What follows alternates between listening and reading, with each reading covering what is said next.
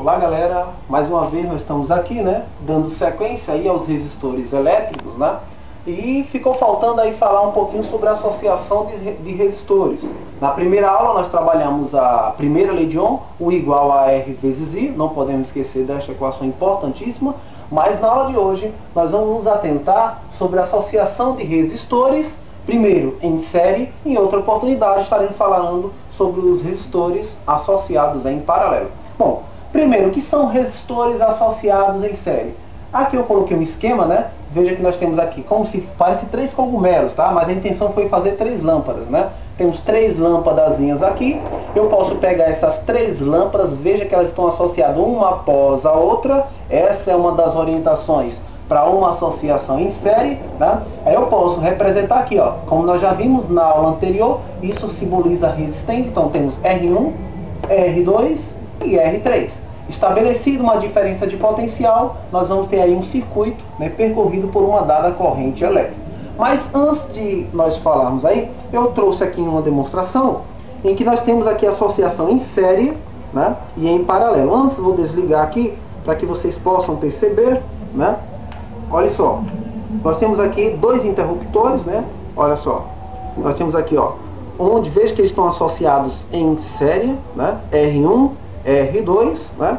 E aqui eu posso colocar 2 lâmpadas e nós teremos aí uma associação desse tipo aqui em série, só que perceba a diferença. Olha só, primeiro, se eu colocar uma lâmpada, não acende, né? Esse é um dos probleminhas de uma associação em série, daqui a pouco eu falo isso aqui. Agora, se eu colocar uma outra lâmpada, veja que ela vai acender, né? Mas só que com pouca, veja que a segunda lâmpada já apresenta um pouquinho de dificuldade.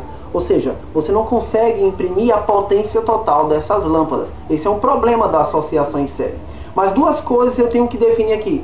Essas 2 lâmpadas são percorridas pela mesma corrente. Olha aqui, ó. Ou seja, a corrente vem do mais, né? Alimenta esta lâmpada, depois sai aqui, ó, tá? E vai passar a mesma corrente pelas 2 lâmpadas, tá? Então aqui é um exemplo de uma associação em série. Não é o que a gente utiliza em nossas residências, tá? Agora, eu não vou abrir agora a associação em paralelo, mas já vou demonstrar aqui para vocês. Olha a diferença, as mesmas lâmpadas, o mesmo tipo de fio. Olha só, primeiro, diferença. Com uma lâmpada só associada em paralelo, você já tem aqui ela acesa, né? O que aqui não aconteceu no outro caso.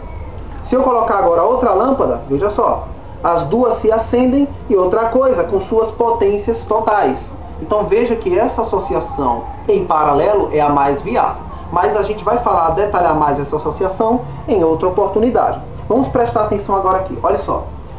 3 coisas que eu preciso saber de uma associação em série. Primeiro, eu preciso saber sua resistência equivalente, calcular a resistência equivalente. A palavra equivalente dá a ideia de alguma coisa que representa um conjunto. Então, quando eu estou querendo uma resistência equivalente, eu estou querendo uma resistência só, olha só, simbolicamente seria isso aqui, ó. Eu estou querendo pegar todos esses 3 resistores e representar por um só, que eu vou chamar de REC. Você obtém a resistência equivalente, ou seja, a resistência total de uma associação em série, quando você faz a soma algébrica desses resistores. Olha aqui. Nesse exemplo, nós temos 2 resistores somente, percorrido por uma corrente de 2 amperes. A primeira pergunta é: qual é a resistência equivalente? Bom, nós já sabemos, né? É só fazer a soma algébrica dos resistores, tantos quantos forem, tá? Nesse caso é muito fácil. Resistência equivalente vai ser o resistor 1, 3, mais o resistor 2, 5, que vai dar um total de 8 ohms, tá? De resistência total. Então veja que no caso das lâmpadas, por que eu não consegui ter aí a sua potência total? Uma das explicações poderia ser que quando estão associados em série, olha só, a resistência total aumenta. Quando a gente for falar em paralelo, a resistência total acaba diminuindo. Isso aí é muito interessante. Outra coisa que eu não posso esquecer, olha só, numa associação em série, todos os resistores são percorridos pela mesma corrente elétrica. Ou seja, olha aqui, a corrente elétrica vai sair deste ponto A, vai entrar no resistor 1, a mesma corrente no resistor 2 e a mesma corrente no resistor 3, tá? Só que acontece uma coisa, são percorridos pela mesma corrente, mas cada um tem a sua própria diferença de potencial. visto que DDP é a diferença de tensão elétrica entre dois pontos. Então perceba que durante o percurso aqui no fio, olha, os resistores estão situados em pontos diferentes. Então, obviamente, terei DDPs diferentes. DDP1 do resistor 1, DDP2 do resistor 2, DDP3 do resistor 3. Então aqui, ó, diferentes DDPs. Então veja aqui como eu escrevi as equações. Ora, a DDP em relação ao resistor 1 vai ficar, segundo a primeira lei de Ohm, R1 vezes corrente I.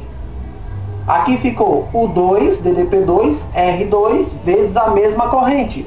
E no caso 3, R3 vezes a mesma corrente. Percebam que as DDPs foram diferentes, mas as correntes permaneceu o quê? A corrente, desculpe, permaneceu a mesma. Essa é a principal característica de uma associação em série. Vamos verificar aqui, olha só. Nessa segunda, na letra B, ele quer a DDP em cada resistor. Nós sabemos que quando está associado em série, cada resistor tem a sua própria tensão, tá? Então, no caso do primeiro resistor, eu faria isso, ó. Vamos chamar de 1. Vai ser o resistor 1, segundo a lei de Ohm, 3, vezes a corrente elétrica I. Como a corrente elétrica é 2 amperes, vai ficar 3 vezes 2, dá um total de 6 volts, tá?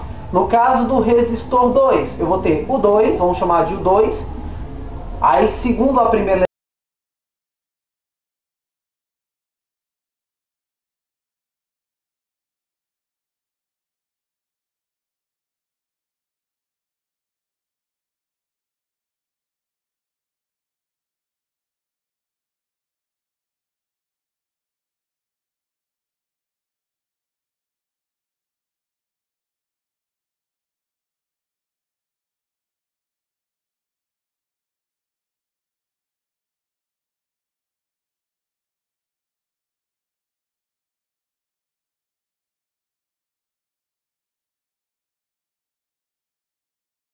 equação é assim, ó, P, R vezes I